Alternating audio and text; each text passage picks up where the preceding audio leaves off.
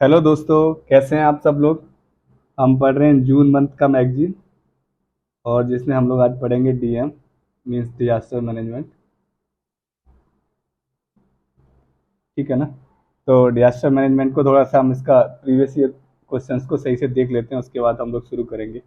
Actually में disaster management आता किधर है तो आपको पता ही होगा, मे बी पेपर थर्ड में। अब ये डिजास्टर मैनेजमेंट जो है ना, वो मैंने आपको बताया था पहले कि एक लो हैंगिंग फ्रूट है, इसलिए मैंने इसका थोड़ा अलग वीडियो बना दिया, थोड़ा इसमें कुछ चीज़ें समझा सकूं कि कैसे करके आपको क्वेश्चंस लिखने का है। ओके। तो ये आपको ना दो क्वेश्चंस जीएस 3 में 100% देता है हर साल। एवरी ईयर ना दो क्वेश्चंस आते हैं हमेशा डिजास्टर मैनेजमेंट के। और जीएस फर्स्ट की बात करो ना, तो उधर भी आप देखोगे ना एक या कभी कभी दो भी क्वेश्चन आते हैं। एक तो क्वेश्चन आता ही आता है डीएम का, जो आप जीएस पेपर फर्स्ट में देखोगे ज्योग्राफी वाले सेक्शन में। ऐसा घुमा के देगा, डायरेक्टली नहीं होगा, तो वो कहीं ना कहीं डिजास्टर के ऊपर कोई क्वेश्चन पूछ रहा होगा। तो आप ऐसा मान के सकते हो कि अच्छा खासा माल मान के चलो 40 से 50 मार्क्स का मिल जाता है हमें डीएम से हर साल। तो देखते हैं हम लोग पहले जीएस 3 के हिसाब से देख लेते हैं तो क्या है। ये टॉपिक दिया हुआ डिजास्टर एंड मैनेजमेंट, जिसे लिखते हैं डिजास्टर एंड डिजास्टर मैनेजमेंट। 2013 में कुछ कम था, अभी देखते हैं लास्ट में 2022 में भी 25 का था, 21 में भी 25 का था, 20 में 15 का था। ऐसा देखोगे ऑन एवरेज तो वो 25-25 के लगभग आ रहा है। तो ऐसा मान के चलते हैं दो क्वेश्चन आते हैं, एक 10 का एक 15 का। अभी करना क्या है कि आप ना इसके नोट्स बना सकते हो। वैसे नोट्स चाहो तो मेरे साथ भी बना सकते हो, जब मैं पढ़ाता जाऊँ मैगजीन, और मैगजीन में जैसे 2-3 आर्टिकल आते हैं तो उनमें से नोट्स निकाल सकते हो। या फिर आप ऐसे करके बनाओगे, नोट्स बनाओ कैसे, वो मैं तुम्हें थोड़ा फॉर्मेट समझा देता हूँ। यहाँ पे कोई कीवर्ड ले लोगे, जैसे मान के चलो अर्बन फ्लड है, उसका डेफिनेशन, उसके चैलेंजेस या इशू, एनडीआरएफ की क्या गाइडलाइन है और गवर्नमेंट के क्या इनिशिएटिव है। ठीक है ना। तो सिंपली जब आपको लिखना होगा ना तो ऐसे लिख दोगे। जो भी रहेगा उसका डेफिनेशन, उसके इशू पूछेगा, या फिर उसको कैसे मैनेज करना है तो उससे पूछेगा, या गवर्नमेंट ने क्या इनिशिएटिव दिए। तो इसे आसानी से लिखने में हो जाएगा। यदि आप बना सकते हो तो ठीक है, नहीं तो फिर मैं ग्रुप में डाल दूंगा जो मैंने बनाया हुआ था अपने लिए, तो फिर वो आपको उधर माल मिल जाएगा। यदि हम देखें पीवाईक्यू, तो मैंने इसे 5-6 थीम में डिवाइड किया हुआ है। तो उन थीम्स को देख लेते हैं। सबसे पहले क्लाउड बस्ट। क्लाउड बस्ट ना 2 बार पूछा गया है, 2022 में भी पूछा गया अकरेंस ऑफ क्लाउड बस्ट, और 2016 में भी पूछा जा चुका है। तो कुछ 5-6 ही ऐसे कीवर्ड्स हैं जो हमेशा पूछे जाते हैं, 5 to 6 कीवर्ड्स रहे होंगे जो हमेशा पूछे जाते हैं। तो उनमें से एक है क्लाउड बस्ट, आप देख चुके हो 2 बार पूछा गया है, 2016 में भी 2022 में भी। मतलब ये इम्पोर्टेंट है। आप इसका डेफिनेशन और कंक्लूजन और कुछ ये चैलेंजेस और ये सब कुछ बना के रखना, एरिया किधर किधर आ सकता है। सेकंड है अर्थक्विक। तो सेकंड थीम में हमने देखेंगे अर्थक्विक। अर्थक्विक भी 2 बार पूछा गया, 2015 में भी, 2021 में भी। अर्थक्विक रिलेटेड हजार्ड्स, अर्थक्विक क्या है, तो ये सीधा पूछा गया है। तो आप इस थीम को भी रेडी रखोगे, इसका डेफिनेशन और वो कंक्लूजन, क्या क्या इशू है, अर्थक्विक हिमालय पे कैसे आता है, उसके बारे में भी सब कुछ पता करके रखोगे। ठीक है ना। सेकंड थर्ड है लैंडस्लाइड्स। तो ये लैंडस्लाइड्स के बारे में पूछा गया था, अभी ये क्वेश्चन आया था कि लैंडस्लाइड जो है ना वो वेस्टर्न घाट पे क्यों ज़्यादा आ रहे हैं। तो उसके बारे में कुछ पूछा था, ऐसा मेरे को करेक्ट करेक्ट याद नहीं है कुछ वो। तो describe the various cause of effect of landslides. ठीक है ना। तो इसमें ये लैंडस्लाइड्स के बारे में पूछा हुआ है इसने, और ये इंपॉर्टेंट इसके कंपोनेंट पूछे हैं, 2021 में आए। नेक्स्ट है कोस्टल इरोजन। तो कोस्टल इरोजन का जो है ना वो 2022 में पूछा गया था, तो अभी एक बार क्वेश्चन आया है। लेकिन फिर भी हमारे पास ये रेडी रहना चाहिए माल की, कोस्टल इरोजन से रिलेटेड कोई भी क्वेश्चन आए तो आप उसको बता सको। नेक्स्ट है सुनामी।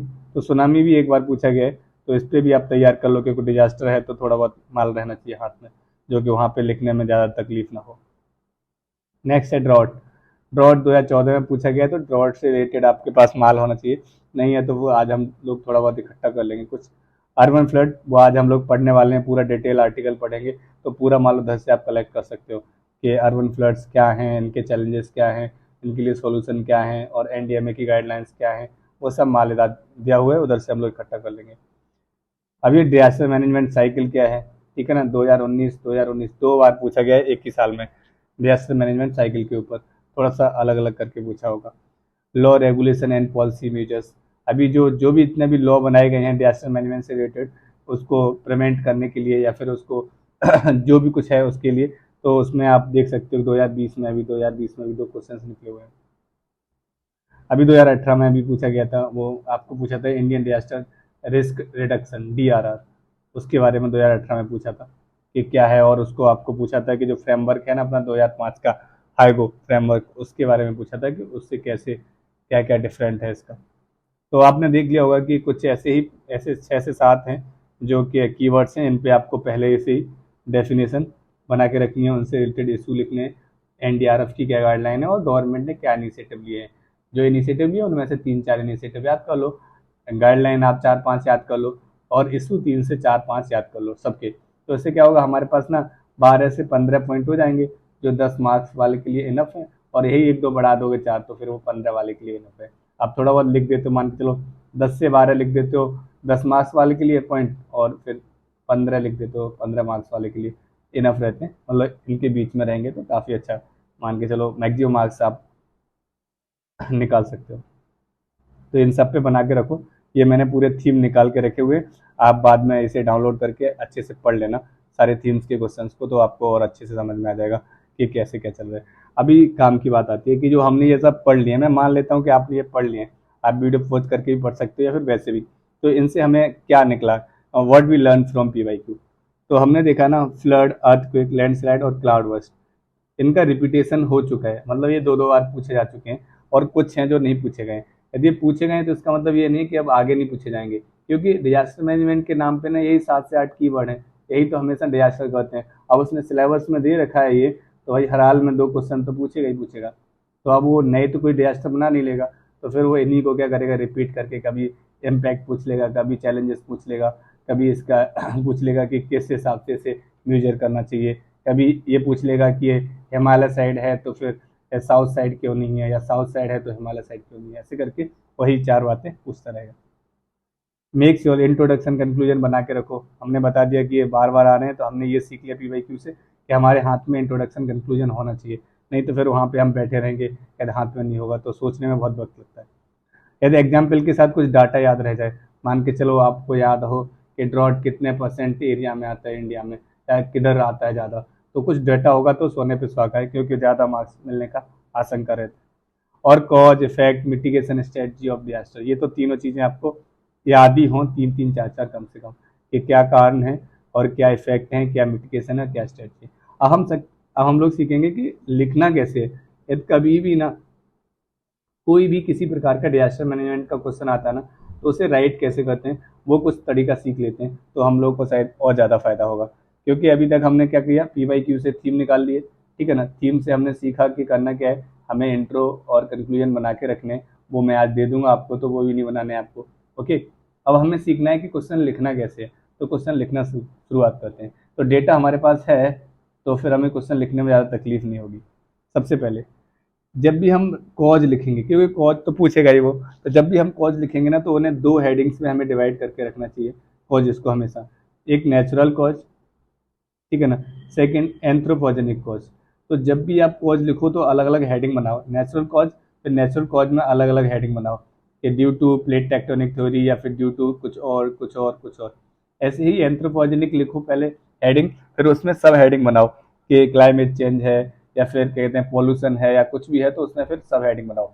इससे क्या है ना, जब आप ऐसे क्लासीफाई करते हो ना कोई भी कॉज को, किसी भी डिजास्टर के, तो एग्जामिनर को थोड़ा अच्छा लगता है, फिर वो एक आध मार्क्स ज़्यादा देने के लिए सोचता है, ठीक है ना, चाहे कितना भी मतलब बुरा एग्जामिनर होगा, वैसे होते नहीं बुरे, फिर भी वो एक आध मार्क्स आपको ज़्यादा दे देगा।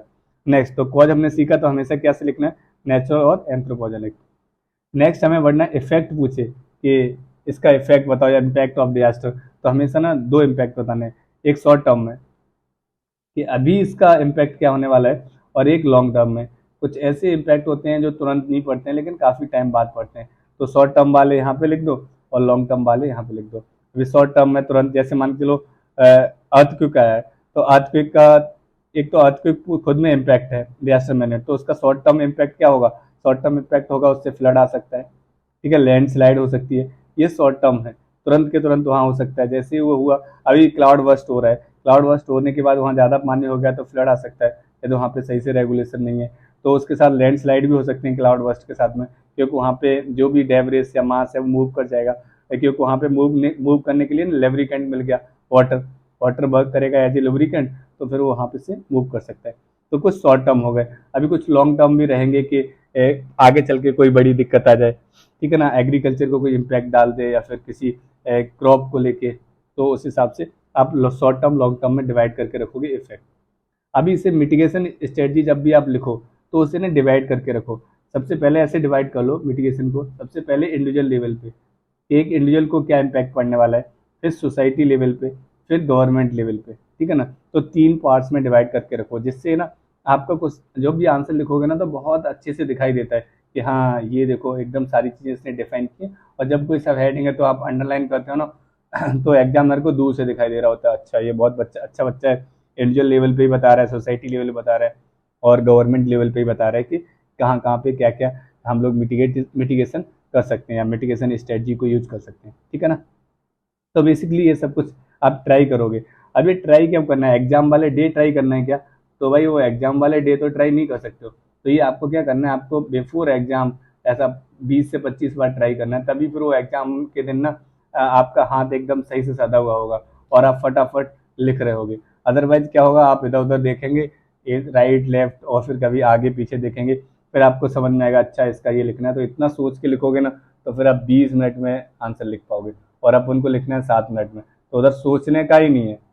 समझ गए ना, सोचने का है ही नहीं है बिल्कुल, सीधा क्वेश्चन पढ़ने का है और उससे सही से डिवाइड करने का है क्या क्या लिखना है और सीधा लिखना चालू हो जाना है, सोचने का बिल्कुल नहीं है। ओके, तो आपको समझ में आ गया। तो हम लोगों ने क्या सीख लिया अभी तक, सबसे पहले हमने सीखा है कि हम लोग को थीम्स पता चल गए किन किन पे क्वेश्चन आते हैं और उनके हमने क्या करने हैं, इंट्रो, कंक्लूजन और कॉज, इम्पैक्ट या इफेक्ट और मिटिगेशन के सारी चीज़ें इकट्ठा कर लेना माल, ठीक है ना, वो माल मैं दे दूंगा। जब हमारे पास माल इकट्ठा है तो हमें इसे कैसे प्रेजेंट करना है, रिप्रोड्यूस कैसे करना है एग्जाम में, वो हमने सीखा। तो हमें सबसे पहले क्या है, जहाँ वहाँ पे डेफिनेशन लिखा है या डेटा है उससे हमें इंट्रो शुरू करना है। चैलेंजेस, जो कुछ भी चैलेंजेस हैं आप उन्हें चैलेंजेस को अच्छे से हिसाब से बता सकते हो, या फिर जो भी कॉजेस हैं, ठीक है ना, जो भी कॉजेस आ रहे हैं उसको, मतलब कोई भी डिजास्टर है जिसके जो भी कारण होंगे आने के, तो उनको 2 पार्ट्स में डिवाइड कर लेना है आपको कॉजेस को, ठीक है ना, एक आपको नेचुरल और एक एंथ्रोपोलॉजिक, ठीक है ना। तो एंथ्रोपोजेनिक करोगे उसके बाद में आपको इफेक्ट बताने, इम्पैक्ट क्या है, तो इम्पैक्ट आपको शॉर्ट टर्म लॉन्ग टर्म में, फिर मिटिगेशन तो 3 साइड से, इंडिविजुअल और सोसाइटी और गवर्नमेंट लेवल पे। ओके, तो ये सब आपको करना है पहले बिफोर एग्जाम।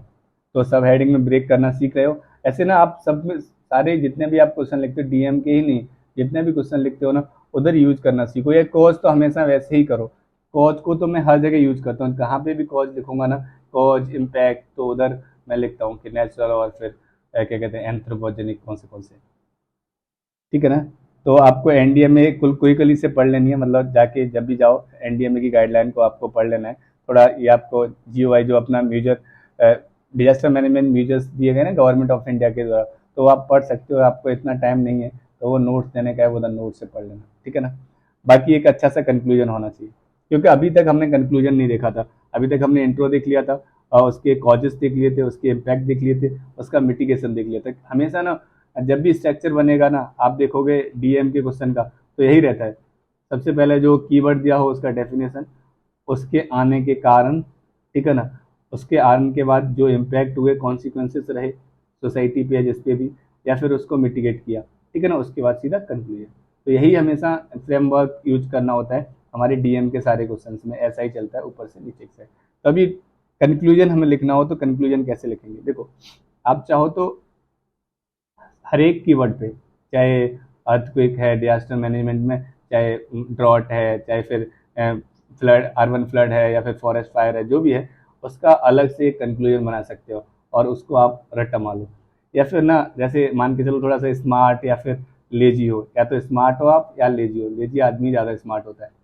तो आप क्या कर सकते हो, जैसे मैंने क्या किया ना, एक ही कंक्लूजन बना के रखा हुआ है, उसी को ना हर एक जितने भी आपके मतलब जितने भी डिजास्टर होंगे उनमें पेल देने का है।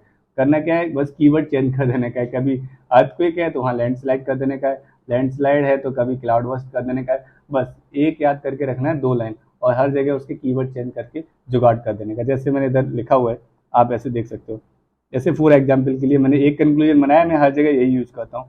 तो आप चाहो तो ऐसा कर सकते हो, नहीं तो आप अच्छा और बना सकते हो, क्योंकि ये सबसे बेस्ट है ऐसा नहीं कहा जा सकता, ये एक एवरेज है तो मैं यूज करता हूँ। बाकी तो आप आगे से देख सकते हो, जैसे as India is highly vulnerable. अब जिसके लिए भी आपको लिखना है तो शुरुआत कर दो, इंडिया इज हाईली वनरेबल अब किसके लिए, अर्थक्वेक के लिए तो अर्थक्वेक लिख दो, फ्लड के लिए तो फ्लड लिख दो, लैंडस्लाइड लिख दो, अभी कुछ भी, फॉरेस्ट फायर लिख दो, अर्बन फ्लडिंग लिख दो, कुछ भी लिख दो, तो सबके लिए बन रहे वाला है, ठीक है ना। And it's hazard to Indian government should focus more on implemented four priority of the Sendai framework to the reduce the risk. अब जहाँ पे भी क्या करना है, देखो यहाँ पे आपको चेंज कर देना है, जो भी आप कीवर्ड यूज करोगे, जो भी डिजास्टर यूज करोगे उसको यहाँ पे लिखो, और आगे ले जाके ना आप ध्यान करते रहना कि कहाँ पे और चेंज करना है, तो वो और कहीं चेंज नहीं करना होता है मोस्टली। सब के जितने भी डिजास्टर्स है ना, उन सब पे सैंडी फ्रेमवर्क ने ना कुछ कहा है, तो जो उसकी प्रायोरिटी है ना, 4 प्रायोरिटीज हैं जो, उनको इम्प्लीमेंट करने की बात कही है उसने, तो आप सब में ऐसे यूज कर सकते हो, जो भी है उसमें यूज कर सकते हो, और भी कुछ अच्छा बना सकते हो, लेकिन ये भी एक मतलब सही कंक्लूजन है। तो आज आपने पूरा सब कुछ सीख लिया कि हमने डेफिनेशन सीख ली, ठीक है ना, डेफिनेशन कैसे बनानी है, हमने कॉज कैसे लिखने हैं, नेचुरल और एंथ्रोपोजेनिक सीखे, हमने इम्पैक्ट या इफेक्ट कैसे लिखने हैं हमने सीखा, ठीक है ना, इंडिविजुअल लेवल पे, सॉरी, इफेक्ट कैसे करने हैं तो हमने सीखा था, इफेक्ट अलग अलग तरीके से कैसे लिखे जा सकते हैं, उनका मिटिगेशन कैसे कर सकते हैं इंडिविजुअल, सोसाइटी, गवर्नमेंट हिसाब से, ठीक है ना। तो उसके बाद मैंने ये कुछ दिए हुए इंट्रोडक्शन और कुछ कंक्लूजन है इधर, अर्थक्वेक का इंट्रोडक्शन लिखा हुआ है और इधर कंक्लूजन। इसमें एक और काम कर सकते हो आप ना सारे डिजास्टर्स पे पहले से ना एक मैप बना के रख सकते हो, एक मैप बना के रखो, और उस मैप को ना जब भी आप कोई भी डिजास्टर मैनेजमेंट का क्वेश्चन आए ना, उधर आपको छाप देना है। अब एक काम नहीं करना है जो मैं बताता हूँ, सपोज दैट उसने कहीं पे भी ना अर्बन फ्लड के बारे में क्वेश्चन पूछा, तो आप क्या करें कि गए और ये आपने इंडिया का मैप बना दिया और वहाँ यहाँ दिखा दिया, और वहाँ लिख दी दिल्ली, हैदराबाद या फिर चेन्नई, ऐसे नहीं छोड़ना है, आपको एकदम स्पेशली बताना है कि यहाँ यहाँ फ्लड आता है, क्या करना। ऐसे एग्जामिनर को क्या पता, आप उसे सिर्फ सिटी बता रहे हो, तो वहाँ पे मेंशन करो क्या क्या करना है, क्या क्या नहीं करना है, ओके। तो अब पूरा कंप्लीट हो गया डीएम हमारा, तो हमें सब कुछ सीख लिया, हमने डेफिनेशन सीख लिया, हमने कॉजेस सीख लिए, चैलेंजेस सब कुछ सीख लिया, और एक हमने सीखा कि कैसे हमें मैप बना के रेडी रखना है।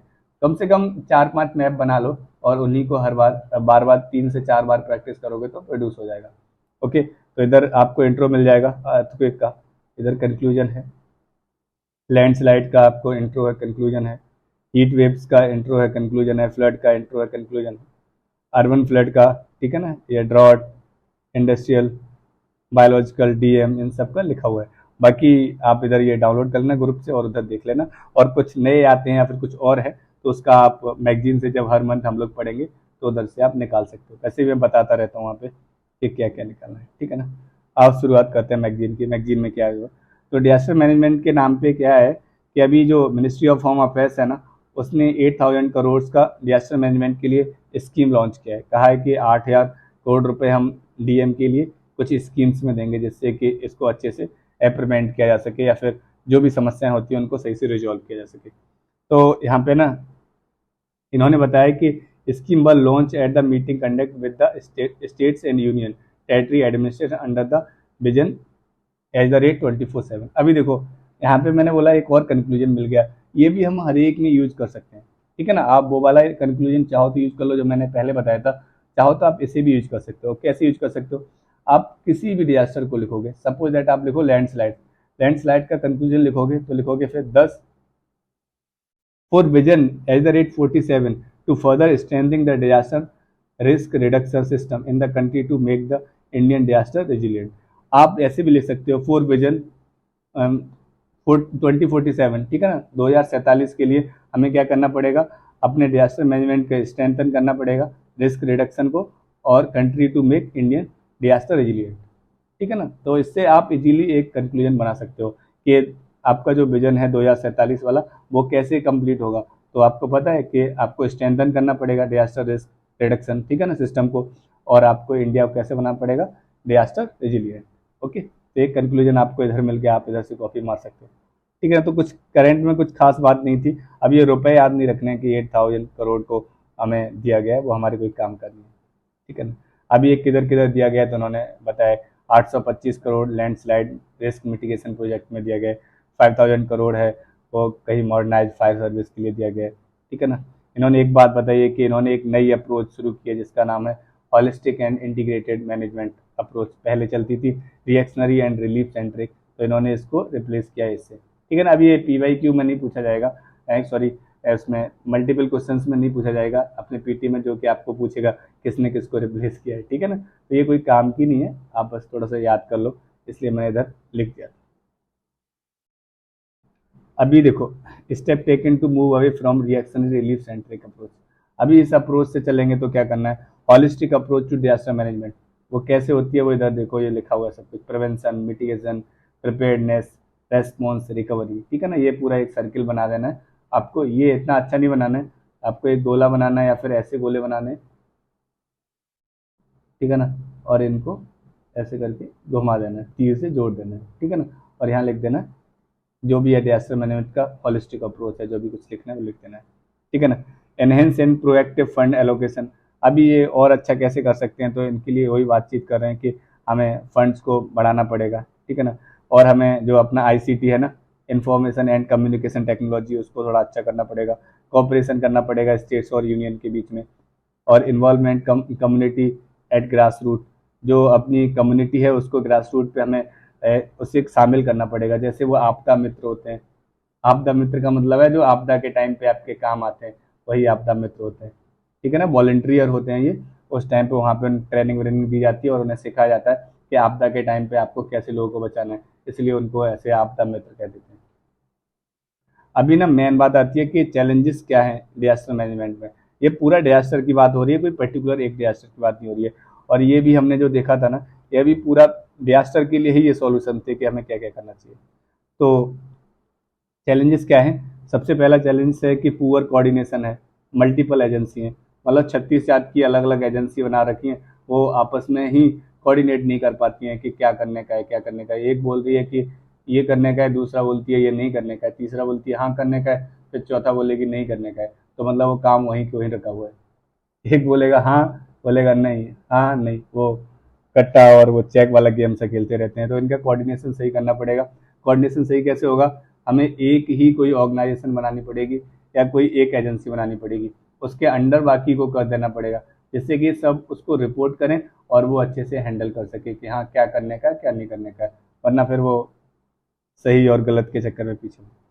Slow progress at district level. जो डिस्ट्रिक्ट लेवल पे वहाँ प्रोग्रेस बहुत स्लो हो जाता है, मतलब जब भी आप की कोई ब्यूरोक्रेसी के ना रूट लेवल पे जाओगे ना, तो वहाँ प्रोग्रेस धीमा दिखता है बहुत, क्योंकि डॉक्यूमेंट्स में क्या होता है, बहुत जल्दी जल्दी साइन होकर आगे बढ़ जाती हैं फाइलें। लेकिन ऑन फील्ड ना वर्क कैसे होता है वो आप सब लोग जानते हैं। तो जो डिस्ट्रिक्ट लेवल पे है ना, वो बहुत ही स्लो प्रोग्रेस होती है, तो उसको थोड़ा सही करना पड़ेगा। वहाँ पे लोगों को मतलब अवेयरनेस फैलानी पड़ेगी और लोगों को कुछ कहा जाएगा, स्टिमुलेट करना पड़ेगा कि हाँ भाई करो, कुछ लोग मर रहे हैं। Capacity building and training. अभी क्या है कि हमें बहुत सारे ऐसे लोग हैं, जैसे हमने देखा था आपदा मित्र हैं, तो आपदा मित्र बनाने पड़ेंगे और उनको ट्रेन करना पड़ेगा कि भाई जब भी आपदा आता है तो आप कूद के पहुंच जाओ और लोगों को बचाओ, ठीक है ना। और क्या कर सकते हैं हम लोग, अर्ली वार्निंग सिस्टम पे जो भी हमारे यहाँ एन एडवोकेट हैं उनको एडवोकेट करना पड़ेगा। तो चैलेंजेस ही अब हम लोग पढ़ रहे हैं, तो हमें ध्यान रखना है कि एन एडवोकेट जो अर्ली वार्निंग सिस्टम्स हैं, तो अभी हम लोग इसके जब सॉल्यूशन लिखेंगे तो उसमें कहेंगे कि इनको प्राप्त करना है। और क्या समस्या है, लैक ऑफ इंफ्रास्ट्रक्चर है। वो तो हमेशा होता ही है कि हमारे पास इंफ्रा है ही नहीं, उसकी कोई दिक्कत है। और क्या अवेयरनेस नहीं है हमारे पास, हम लोगों को अवेयर करना पड़ेगा। तो चैलेंजेस क्या क्या हो सकते हैं, वही सिंपल है कि बहुत सारी एजेंसियां हैं, डिस्ट्रिक्ट लेवल पे बहुत स्लो है, हमारे पास ट्रेनिंग करने के लिए कोई कैपेसिटी बिल्डिंग नहीं है, हमें लोगों को और ट्रेन करना है, और ट्रेन करने के लिए कोई ट्रेनर चाहिए होगा, वो भी नहीं है उनके पास। हमारे पास अर्ली वार्निंग सिस्टम भी नहीं है, उसके लिए भी जुगाड़ करो। लैक ऑफ इंफ्रास्ट्रक्चर है, तो इंफ्रा की ज़रूरत है हमें, वो भी कहीं से जुगाड़ करना पड़ेगा। अदर इशू वो अवेयरनेस है। तो हम बी फॉरवर्ड में क्या लिख सकते हैं, जो हमने चैलेंजेस लिखे वो आप कल वाला जो मैंने लास्ट में आपको एक स्क्रीनशॉट दिया है ना, जहाँ पे हमने बताया है कि चैलेंजेस ही कैसे बी फॉरवर्ड या सॉल्यूशन बनते हैं, तो वही सेम टू सेम सारे के सारे चैलेंजेस हैं। एक दो स्पेसिफिक होता है, मैंने वहाँ सिखाया था आपको कि एक दो स्पेसिफिक होता है, बाकी सारे के सारे कैसे होते हैं, एक कॉमन होते हैं। तो आप उसका स्क्रीनशॉट लेके रखे होंगे ना, तो आपको इजीली समझ में आ गया होगा, सब कुछ दिया था, लैक इंफ्रा, ठीक है ना, poor coordination, limited public awareness, ये सब उधर थे। तो बी फॉरवर्ड में क्या सकते हैं, कोऑर्डिनेशन बढ़ा दो, ठीक है ना, सब लोग को कोऑर्डिनेट कर दो, या कोई एक बना दो, या फिर उस लाइन पे कुछ न कुछ जुगाड़ कर दो, ठीक है ना। Integrating climate change impact into disaster plan. जो भी हमारा क्लाइमेट चेंज का इम्पैक्ट पड़ रहा है उसको अच्छे से दिखाओ प्लान्स पे, डिजास्टर जितने भी प्लान है ना उन पे उन्हें बताओ कि इनसे क्या हो सकता है, तो हम लोग उसके लिए रेडी रहें। Improve and expanding early warning system, fund बढ़ा दो, ट्रेनिंग प्रोग्राम चला दो, जो उधर जितनी दिक्कतें थी उनका सॉल्यूशन ही वे फॉरवर्ड होता है। ओके, यही सब था। तो हम लोगों ने क्या किया, हमने देखा मेनली जितने भी जितने भी प्रकार के डिजास्टर्स हैं, उन डिजास्टर्स में सबसे ज़्यादा दिक्कतें क्या आ रही हैं, तो ये सारी दिक्कतें थी। तो हमने देखा था दिक्कत क्या थी, तो दिक्कत थी वो एजेंसी की, और ये सब दिक्कतें थी जो मैंने यहाँ देखी।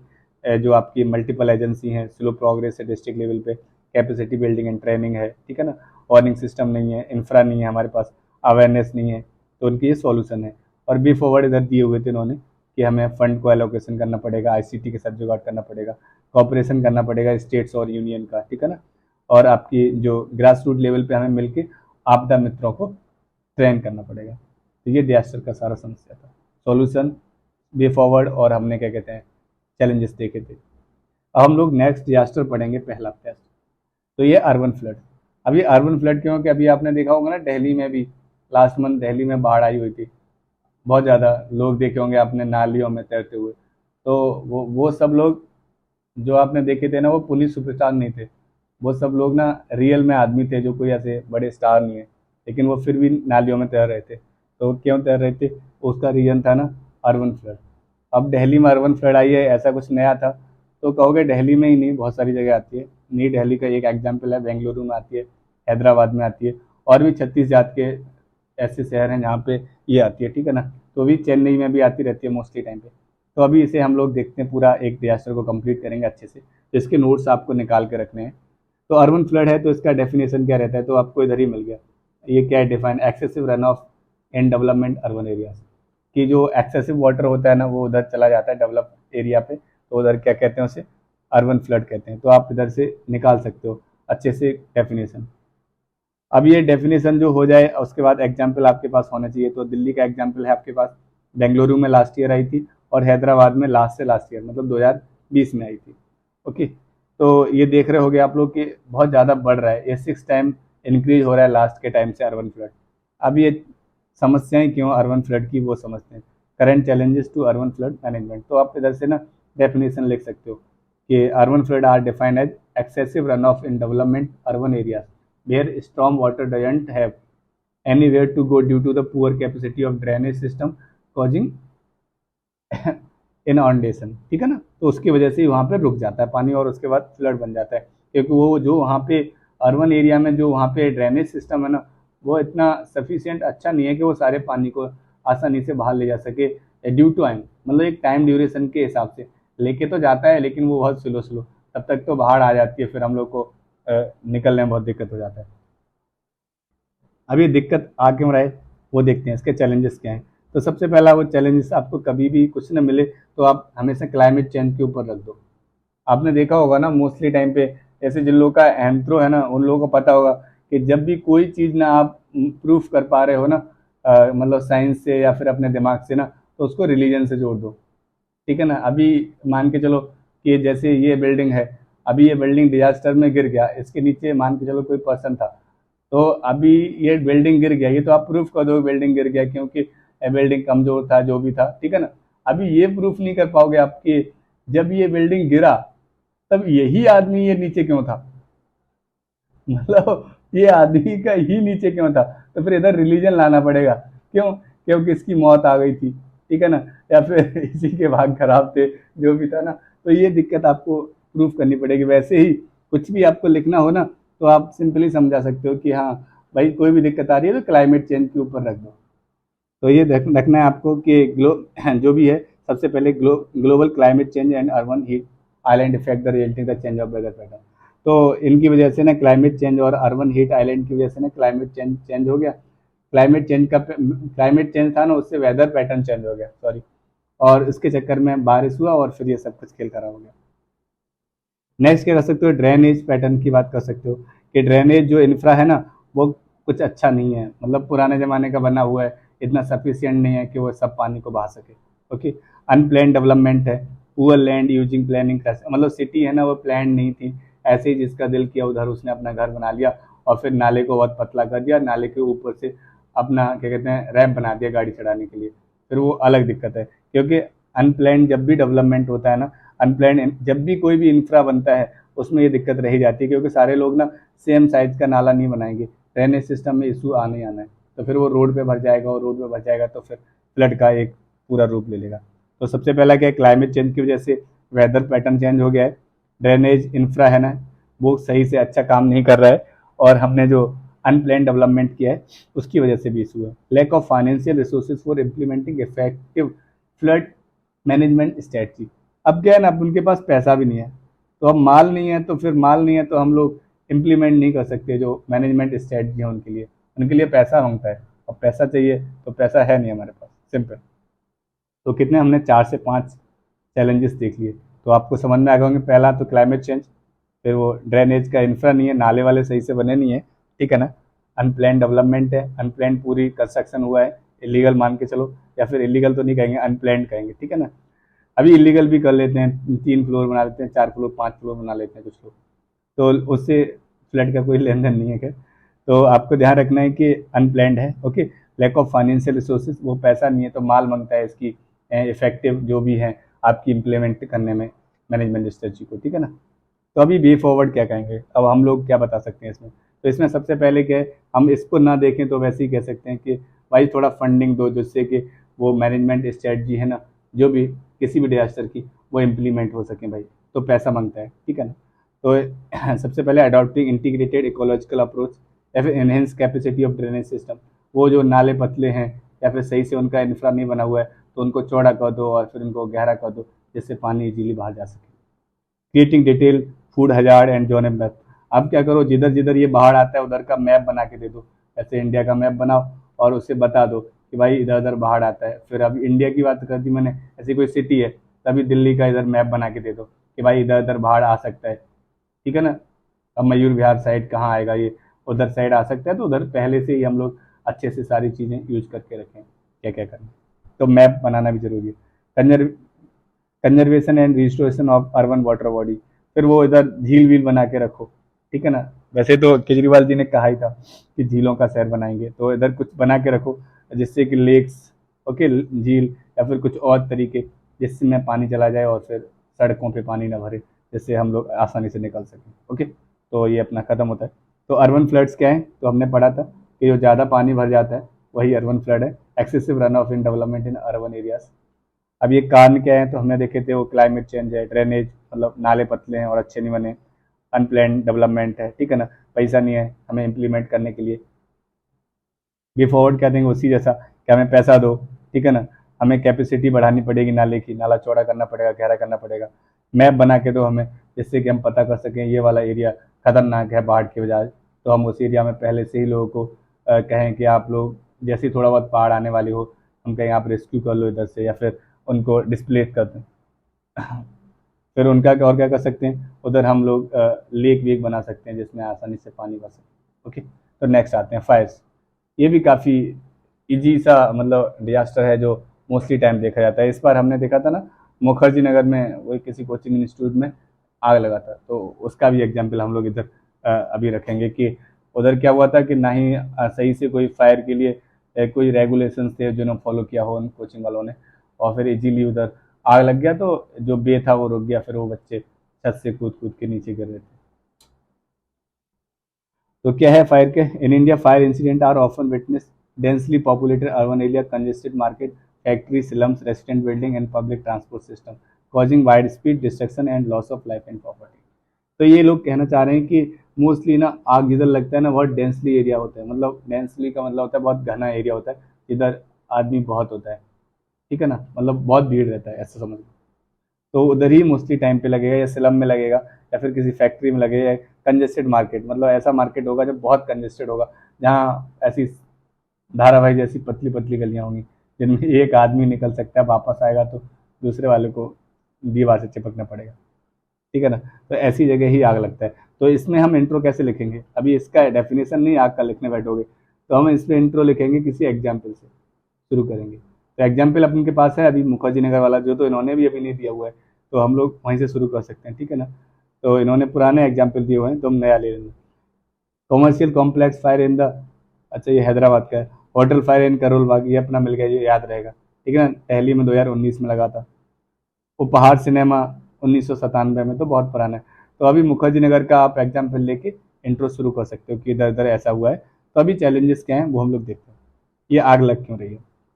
सबसे पहली बात, चैलेंज का सबसे इंपॉर्टेंट आग के लिए तरीका होता है, वो जो भी चैलेंजेस लिखो ना, जब भी आप फायर के लिए लिखो ना, अर्बन फायर के लिए मोस्टली, तो उसमें ध्यान रखना है कि ये सेफ्टी के नॉर्म्स हैं वो कभी फॉलो ही नहीं होते, सेफ्टी नॉर्म्स, ठीक है ना। पुअर एन्फोर्समेंट ऑन सेफ्टी, जो फायर सेफ्टी नॉर्म्स है उनको, क्या है ना, बिल्डिंग्स में अभी इतना, लास्ट टाइम के सूरत में आग लगा था मे भी, जब कुछ बच्चे शायद कैजुअलिटी हो गई थी, शायद मेरे को याद नहीं है, एक या दो।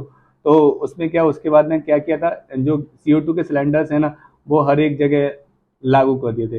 तो फिर क्या है ना, अभी लाइब्रेरी में जहाँ मैं जाता हूँ उधर मैंने देखा, उधर CO2 के सिलेंडर तो रखे, मे भी मुझे लगता है कि वो कोई खोलना भी नहीं जानता है, अभी आग लग जाएगा तो खोल ही नहीं पाएंगे ना। तो हमें ट्रेन करना चाहिए उधर जाके, लोगों को बताना चाहिए इन्हें कैसे खोलते हैं। अभी कुछ लोगों के ऐसे सिलेंडर रखे हैं जिनमें CO2 ही नहीं है, उन्होंने बस रख दिए, तो कोई आके उन्हें चेक नहीं कर रहा है कि भाई ये CO2 का सिलेंडर है, इसमें CO2 कैसे चलेगा या फिर है कि नहीं है, ये सब बातें कोई चेक नहीं करता। तो इसलिए क्या है ना, हमें जाके ना सही से इन जो फायर सेफ्टी नॉर्म्स हैं उनको इम्प्लीमेंट करना चाहिए। तो ये बहुत ही पुअर है, कोई भी कुछ पता नहीं चलता CO2 का सिलेंडर चलते हैं कि नहीं चलते हैं। ये भी बहुत सारे टाइम होता है कि आग लगी हुई है और CO2 का सिलेंडर चल ही नहीं रहा है, तो और फिर अब सलमान खान बनने का टाइम आता है तो फिर कोई बनता नहीं। तो ये एक तो दिक्कत ये आ गई कि फायर सेफ्टी नॉर्म्स को अच्छे से लागू नहीं किया जा रहा है।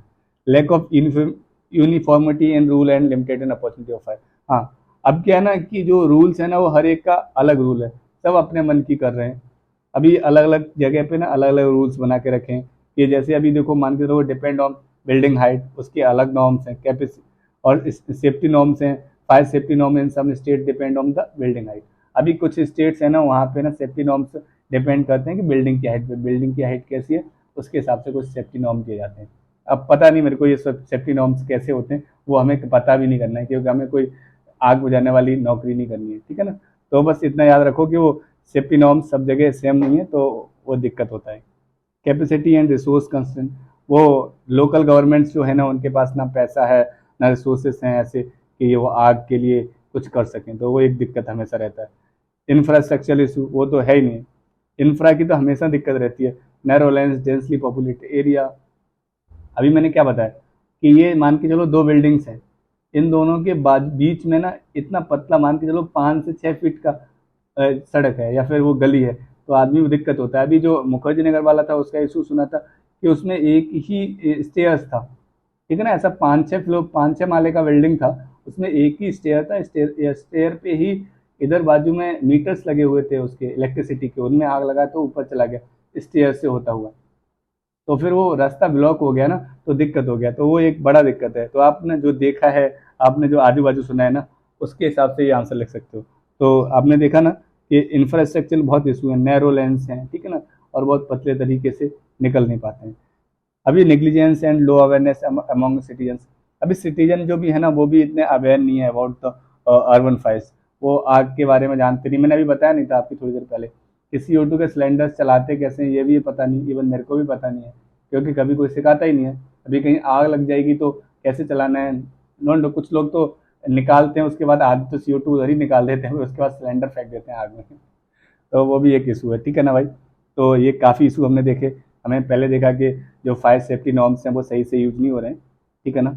हर जगह सेम रूल बनाने चाहिए, हर एक जगह अलग अलग रूल बने हुए हैं, जिससे एक दिक्कत और हो रही है, ठीक है ना। हमारे पास माल भी नहीं है जो लोकल गवर्नमेंट है उनके पास, और इंफ्रास्ट्रक्चर का भी इशू है, और कुछ लोग अवेयर भी नहीं है, और कुछ लोग निग्लिजेंस कर देते हैं कि जाने दो। क्या ही कुछ ऐसे होंगे ना लाइब्रेरी वाले, तो वो सोचते हैं कि सिलेंडर को CO2 का सिलेंडर है, कुछ ऐसा ही पुराना मिल जाए रख दो, बस दिखाना ही तो है, चला के कौन देखता है, ठीक है ना। ऐसा होना चाहिए, ऐसे कुछ रहता है, मेरे को कंफर्म याद नहीं आ रहा है कि CO2 का कुछ 1 ईयर या 2 ईयर का, उसके बाद में CO2 चेक करवाना रहता है, ऐसा कुछ रहता है, पर वो मतलब कोई फॉलो नहीं करता है। अभी वे फॉरवर्ड कैसे लिख सकते हैं, तो वे फॉरवर्ड में क्या है, सबसे पहले हमें कैपेसिटी बढ़ानी चाहिए, ठीक है ना, अवेयरनेस फैलानी चाहिए, मॉक ड्रिल करने चाहिए, जो मैं अभी बोल रहा था ना, आपको ले जाके CO2, ऐसी आग नहीं लगानी है, बस CO2 ले जाके सिलेंडर के साथ में आपको चला के दिखाना है कि हाँ भाई चला पाओगे चला पाओगे। ऐसे कुछ जो MNC रहते हैं ना, उनमें कुछ फ्राइडे को, जब मैं जॉब करता था तो फ्राइडे को क्या करते थे, या मोस्टली सैटरडे को या फ्राइडे को ले जाके चला के दिखाते थे, नीचे ले जाते थे बिल्डिंग से और वहाँ पे दिखाते थे चला के कि भाई चलाओ तुम चलाओ, फिर सब लोगों का नंबर आता था एक एक करके चलाने का, फिर कभी कभी सब लोग चलाना सीखते थे। ओके, तो ये हमें करना चाहिए। एनहेंस कैपेसिटी जो हमने सीख ली अभी, main stream of fire stock mitigation measurement. तो अभी क्या है ना, जो फायर रिस्क मिटिगेशन है उनके मैनेजमेंट को ना और अच्छे से डेवलप करना चाहिए और उनकी प्लानिंग करनी चाहिए। क्या करना है, conducting regular fire safety audit, हमेशा जाके चेक करना चाहिए कि भाई ये चलता है कि नहीं चलता है, या फिर आपने 100 पीस के लिए लगा रखा है लोगों को दिखाने के लिए कि भाई अपन तो मस्त CO2 का सिलेंडर इधर लेके आए, लेकिन जब आग लगेगा तब पता चलेगा ये चल ही नहीं रहा है। ओके, प्रॉपर एवोल्यूशन एंड स्क्रूनिटी, उसको जाके मैंने बोला चेक करना चाहिए। तो ये आपका फायर वाला कंप्लीट हो गया। तो इसमें क्या है, हमने देखा कि कभी भी कोई भी एग्जाम्पल से हम इंट्रो लिख सकते हैं। चैलेंजेस हमने देख लिए कि उधर सही से फायर सेफ्टी नॉर्म नहीं लग रहे हैं, सब जगह सेम रूल नहीं है, ठीक है ना, इंफ्रा की समस्या है, पैसा नहीं है लोकल गवर्नमेंट के पास में। तो करना क्या है कि जो इधर समस्या है उन्हीं को इधर सॉल्व कर देने का है। अभी fire safety regulation in India, तो ये अभी सरकार ने क्या क्या कर रखा है, अमेंडमेंट मॉडल फायर बिल 1929, वो कुछ है, इसे देख लेना। मतलब इसको आप पढ़ना नहीं है कि बैठ के जाके अब ये पूरे बिल को पढ़ने का है, बस लिखने का ध्यान रखना है कि फायर एंड लाइफ सेफ्टी करके एक यहाँ पे चलाया जाता है, ठीक है ना।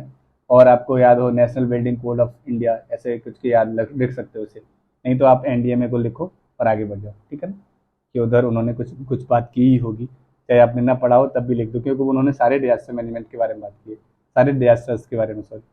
तो नेक्स्ट है हमारा क्लाउड सीडिंग। तो हमने अभी 2 डिजास्टर देख लिए, एक देखिए अर्बन फ्लडिंग, देखिए अर्बन फायर, अर्बन पे ही हम लोग ज़्यादा फोकस कर रहे थे।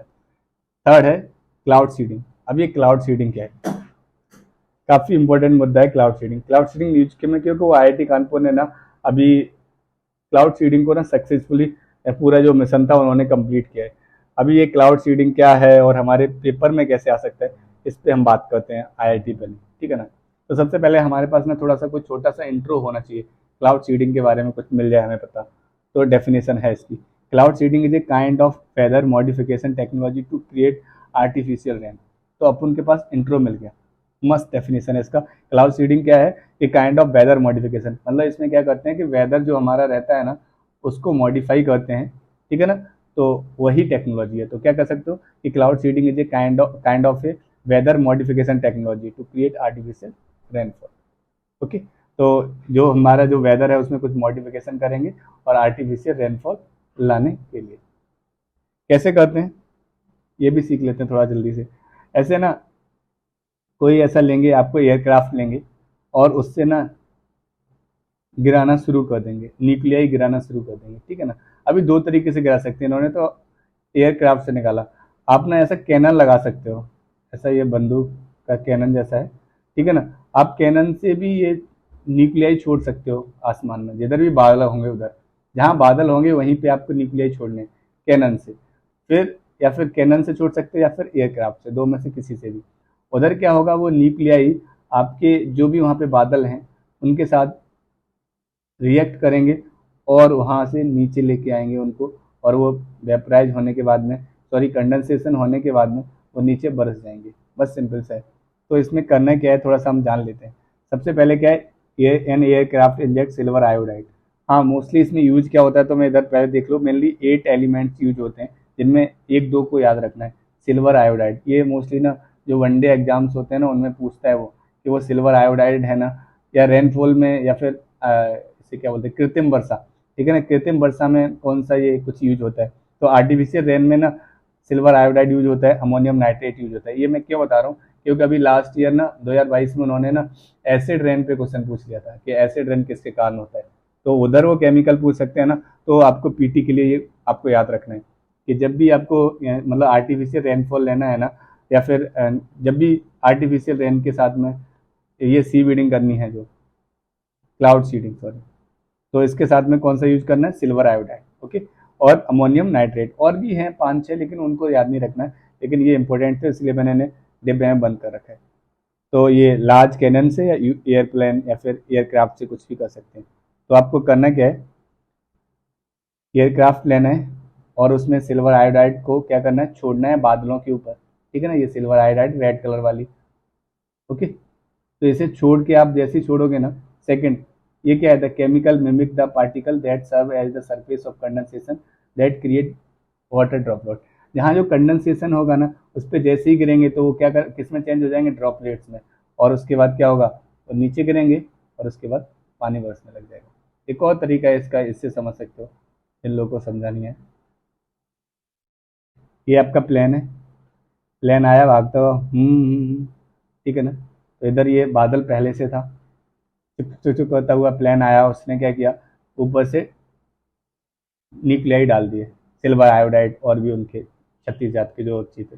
तो मैंने हमारा सिल्वर आयोडाइड, सिल्वर आयोडाइड जैसी पार्टिकल इस पे पहुंचे, जो भी यहाँ पे क्लाउड था उस पर, तो उसके बाद क्या होगा, silver iodide add in the formation of ice crystal. तो इसमें क्या आइस क्रिस्टल में ऐड होगा, ये सब बन गए। उसके बाद में crystal become larger enough to fall and create snow. और यहीं से क्या होगा, स्नोफॉल हो सकता है, और यहीं से पानी भी बरस सकता है। जब वो नीचे आ जाएगा तो ज़्यादा गर्म हो जाएगा, तो वाटर स्नो मतलब रेनफॉल में भी चेंज हो जाएगा। तो सिंपल आप समझ गए होंगे। मस्त, बस इतना याद रखना है आपको, कुछ ज़्यादा याद नहीं रखना है कि सिल्वर आयोडाइड जैसे ही बादलों पे लगता है ना, उसके बाद उनका कंडेंसेशन और तेजी से होता है, और वो नीचे जाके रेनफॉल गिरा देते हैं, कंडेंसेशन इंक्रीज हो जाता है। पहले कंडेंसेशन नहीं हो रहा था वहाँ पे अच्छे से, इसलिए वो बादल ही थे, बारिश नहीं कर रहे थे। ओके, तो हमने सीखा अब तक क्या क्लाउड सीडिंग क्या है। तो हमने सीखा कि वो मॉडिफिकेशन होता है वेदर में, और उसी टेक्नोलॉजी को क्या कहते हैं, क्लाउड सीडिंग, जिससे रेनफॉल मिलता है हमें। इसको कैनन के थ्रू या एयरप्लेन के थ्रू कर सकते हैं इसे। ओके, इसमें मेन आइटम क्या होता है, सिल्वर आयोडाइड और अमोनियम नाइट्रेट, ये याद रखने हैं आपको। अभी ये हर जगह हो जाएगा क्या, क्लाउड सीडिंग क्या हर जगह कर सकते हैं? तो आंसर है नो। फिर बोलोगे क्यों? क्योंकि भाई जहाँ बादल का होना जरूरी है, यदि बादल नहीं है तो वहाँ क्लाउड सीडिंग नहीं होगी। तो लिखा है it work only when there is enough pre existing cloud in the atmosphere. पहले से बादल का होना जरूरी है, नहीं तो फिर ये कोई मजा नहीं आएगा। आप कितना भी ये आयोडीन जो सिल्वर आयोडाइड है उसको भेजो, लेकिन वो कोई काम का नहीं है जब तक वहाँ बादल नहीं है। क्योंकि कंडेंसेशन करने के लिए कुछ तो चाहिए ना, वहाँ पे होना चाहिए ना बादल, तो उसके लिए दिक्कत है। केमिकल क्या है हमने सीख लिया। अभी बेनिफिट क्या है, तो बेनिफिट तो आप अपने आप लिख सकते हो कि बारिश के बेनिफिट जो होंगे वही सब क्लाउड सीडिंग के होंगे। तो पहला ड्रॉट मैनेजमेंट, वो जिधर सूखा है उधर मस्त आप बारिश कर सकते हो, और उधर एकदम पानी की नदियाँ बहेंगी, ठीक है, घी दूध की नहीं, पानी की नदियाँ बहेंगी, क्योंकि वो पानी बसा रहे हैं। तो एकदम पानी की नदियाँ बहेगी, फिर उधर आराम से नहाओ पियो पानी, जानवर और 36 जात के आदमी भी पानी पी सकते हैं। ओके, तो अभी एक इधर हमें माल का काम का माल मिला। अभी देखो, मैं हमेशा सिखाता रहता हूँ ना आपको कि आप लोग एक ऐसा टेबल बना रहे होंगे जहाँ पे इंट्रो और कंक्लूजन उनके माल लिखते रहते होंगे, जैसे सब्जेक्ट वाइज बना रखा होगा। तो आपका डीएम वाला जो सब्जेक्ट का पेज है, उधर इंट्रो के लिए और इधर कंक्लूजन के लिए माल लिखते हो ना आप। तो यहाँ पे क्या है ना, जाके आज एक इंट्रो लिख लेना, वो है इंट्रो के लिए। जब भी ड्रॉट से रिलेटेड कोई भी क्वेश्चन आएगा तो आप इधर से शुरू कर सकते हो। ये फॉर्डर पॉइंट है फॉर इंट्रोडक्शन ड्रॉट का। 87% of India district vulnerable to drought. तो यहीं से शुरू कर सकते हो आप, कभी भी ड्रॉट पे क्वेश्चन आएगा कि लिख सकते हो कि 87% of India district vulnerable to drought. और वो क्यों, फिर सीधे आप उतरते हुए उसके कारण पे आ जाओगे। सेकंड, इसका फायदा क्या है, क्लियरिंग फॉग इन एयरपोर्ट। कभी कहीं फॉग है तो फॉग से बारिश करके क्लियर कर सकते हैं। फॉरेस्ट फायर, कहीं आग लग गई है फॉरेस्ट में तो उसको बुझा सकते हैं इससे, वहाँ पानी बरसा देंगे ना ऊपर से, तो आग बुझ जाएगी। अभी यहाँ पे एक और फॉर्डर पॉइंट मिल गया, डेटा। जैसे मोस्टली टॉपर्स को देखा होगा ना, वो एक डेटा बुक बनाते हैं, देखा होगा आपने, जहाँ पे वो सब्जेक्ट वाइज डेटा को लिखते रहते हैं। ऐसा बहुत सारे कोचिंग वाले भी देते हैं, जैसे शून्य इसका एक डेटा फैक्ट करके कुछ बुक आता है।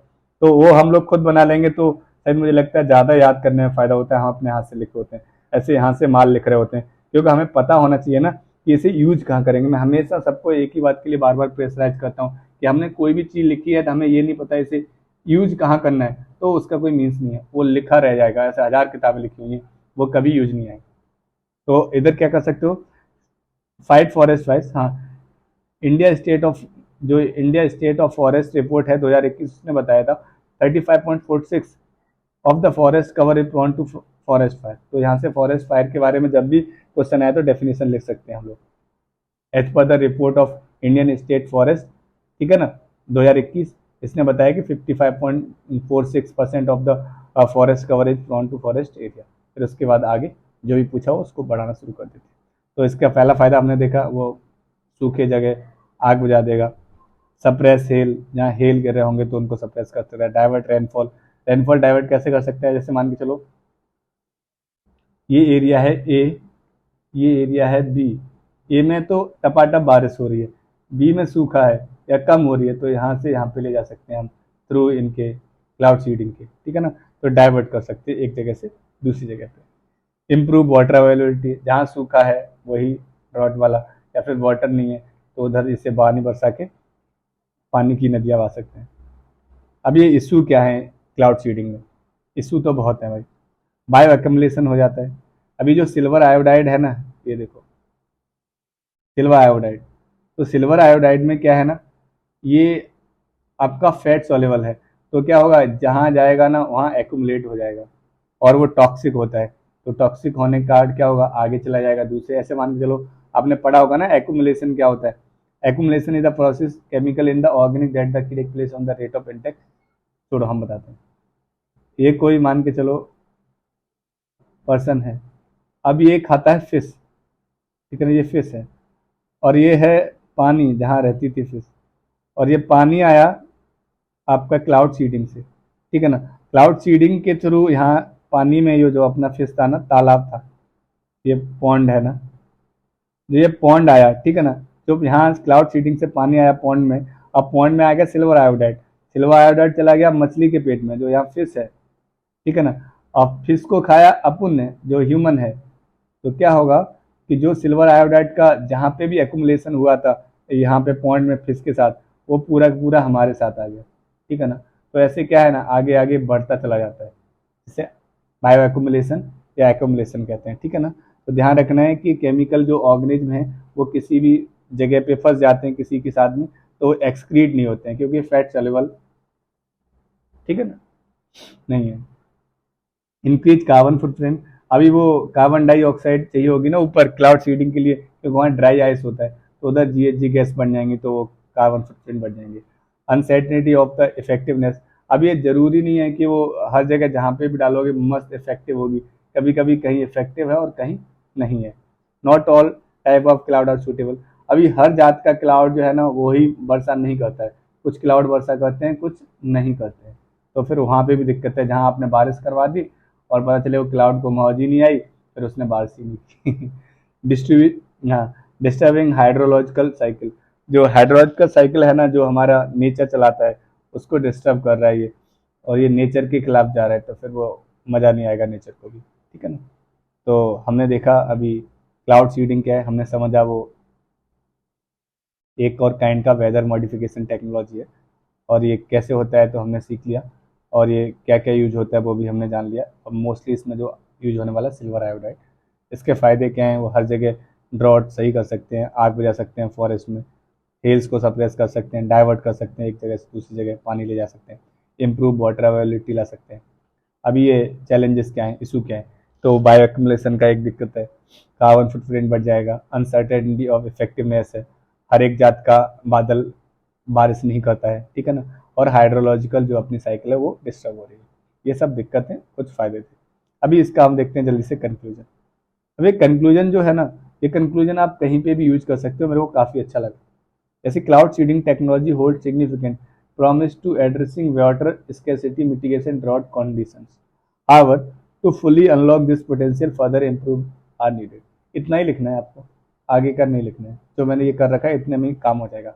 अभी जिसका कंक्लूजन आप जब कॉपी करो ना तो आप इजीली इसे बता सकते हो कि ये क्या करता है, तो आप यहाँ से लिख सकते हो cloud seeding technology hold significant promise for addressing, क्या पहला एड्रेस क्या, वाटर स्कैरसिटी को एड्रेस करेगा, जो मिटिगेशन करेगा ड्रॉट कंडीशंस को। लेकिन अभी हाउएवर के बाद नहीं लिखना है कि अभी इसकी बहुत सारा पोटेंशियल है, वो अनलॉक करना है हमें, further improvement are the needed, अभी हमें बहुत सारे इंप्रूवमेंट की जरूरत है। इन्होंने आगे ही बताया such as incorporation technology based technology, ये हमें लिखना नहीं है क्योंकि इतना सब लिखेंगे तो पूरा 150 वर्ष इधर ही कंप्लीट हो जाएंगे, यहीं तक लिखना है, बस एंड कर देना है, क्योंकि ये पॉजिटिव इंट्रो हो गया, तो ये आपका खत्म हो गया। तो हमने 3 पढ़ लिया आज, डिजास्टर्स, अर्बन फ्लड पढ़ा, अर्बन फायर पढ़ा, और क्लाउड सीडिंग पढ़ा, और बाकी हमने पूरा डीएम के बारे में डिटेल जाना कि डिजास्टर मैनेजमेंट के कैसे क्वेश्चंस आते हैं, कैसे हमें लिखने चाहिए, क्या करना चाहिए। इन 3 के आप नोट्स इधर से निकाल सकते हो, जो मैंने बताया उसी फॉर्म में, उसका डेफिनेशन, कंक्लूजन, कुछ चैलेंजेस, कुछ फ़ायदे कुछ नुकसान, ठीक है ना। ऐसे करके आप पूरा निकाल सकते हो, और इनमें आप एनडीएमए की और सेंडाई फ्रेमवर्क की कुछ बातें ऐड कर सकते हो मिटिगेशन के लिए अपनी जेम से। ओके, ठीक है भाई, ये ख़त्म हो गया आज का। तो हम लोग मिलेंगे नेक्स्ट वीडियो में, जो हम लोग आईआर का आने वाला है उसमें। तब तक के लिए खुदा हाफिज़, देखते रहो, सतर्क रहो, सावधान रहो।